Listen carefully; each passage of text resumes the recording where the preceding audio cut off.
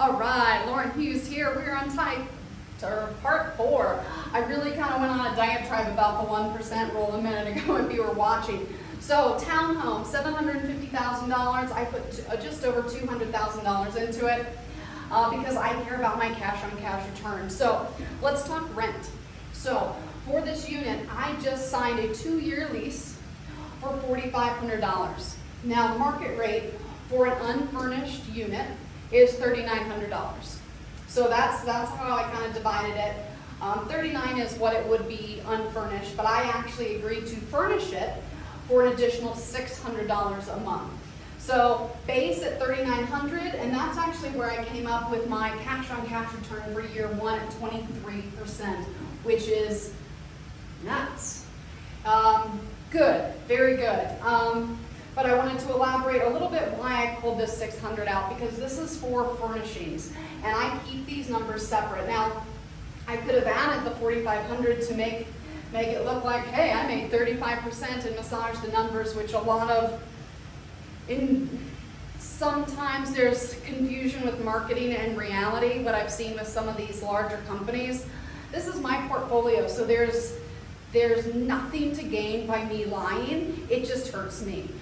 And so it's, when you start to get into the real estate investing, it's all about who you know, and you need to know good people that are going to give you real numbers and not massage it to make themselves look really good, which is what I've seen with a lot of listing agents, underpricing their house significantly. So then then they can say, hey, I got $50,000 more for my buyers. In reality, they sold it for $25,000 under market. But I digress. Let's focus on this rent.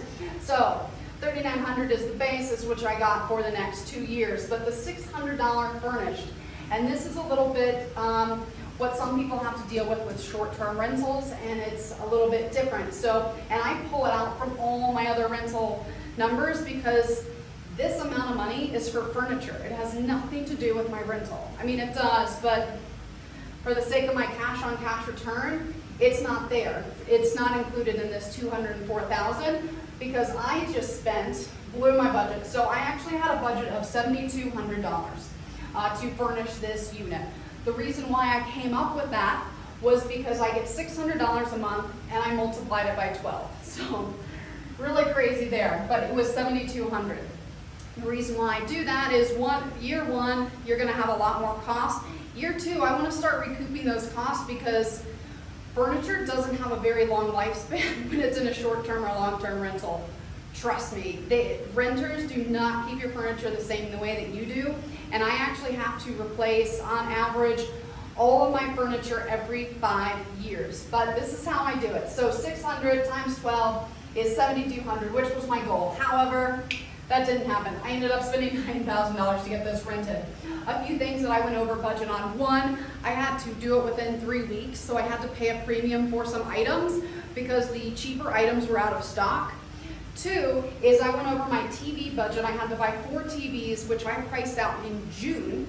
I ended up buying them in October, and I was off by $500 or $600. So that's where that came in. Was about $1,200, $1,300 in additional furniture costs, which is about 20%.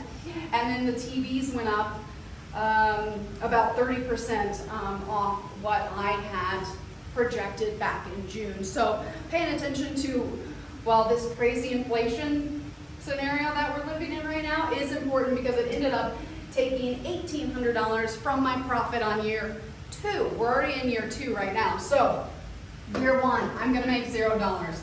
I actually spent $9,000. So year 2, even though I made $7,200 a year, I'm now making, I went with 52. Why did I do that? I don't remember. I think because I assumed I'd probably have to replace about $500 worth of stuff every year, even though I don't like to replace anything until year 3 when I have new stuff. But my profit doesn't start until year 2, but it's over $5,000. And then year 3 is when I start to make $5,000 to $6,000 a year based on my furniture.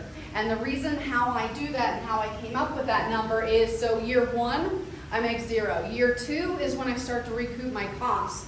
and I don't really buy anything. I only anticipated an additional purchase of about $500 in case something gets ruined. Year 3 is when I start replacing 20% every year.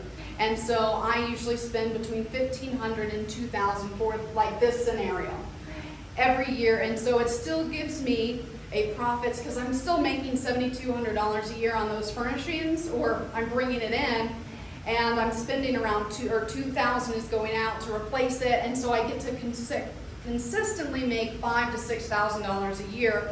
And that's just because if I do it slowly over time, my money becomes consistent and it becomes, reoccurring revenue that I can anticipate versus like an oh crap moment being like, oh, I have to redo all this and I have no money. Which, for what it's worth, that is one of the best lessons or the best things about my portfolio now compared to when I started. The first years actually sucked because I didn't have money in case stuff went wrong. And so now I do all of this, even though I don't have to. My life is much easier now that I have cash to, because I decided to, instead of $3,900, I could pull $9,000 out of my portfolio. Not a big deal to furnish it. I have so many more options because I have that cash available that I didn't have for the first several years. So, having to pull $9,000 to refurnish something, or, something goes out, it hurts and it's stressful and it's awful actually. And so my portfolio has become much easier when I can pull this amount out. But the reason is because I plan for everything, and I plan for it on a 5-year plan for my rentals. So thanks guys for tuning in. I greatly appreciate it. Real estate investing is such a dynamic system, and I don't think there's a one-size-fits-all, but these are my real numbers, my real costs. I just told you I blew my budget by $1,800 this year for furnishings, which really is going to affect me year 2 on my return. So if you guys ever have any questions, these are real. I'm happy to discuss what I'm doing, or anything that you're thinking about doing. I'm happy to give you my opinions, and I'm also happy to connect you with if there's someone better suited. I probably know them too. So thanks guys.